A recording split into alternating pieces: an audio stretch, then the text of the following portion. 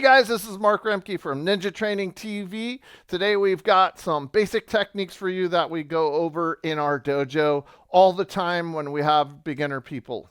So once we've got this basic way of coming through and learning how to hit with this gliding force forward, this punch or stab, or way of using some type of a bludgeoning weapon, you're getting a simple type of an attack and learning how to do that.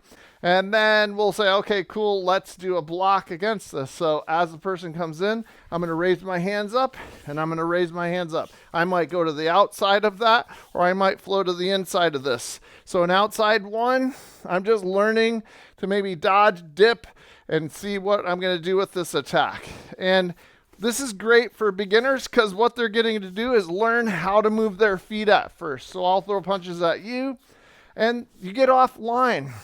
Number one thing you want to do is get offline. You don't want to be static and use your hands to block, because if it's a bigger opponent and you go to block with your hands and they power through it, you're going to get hit.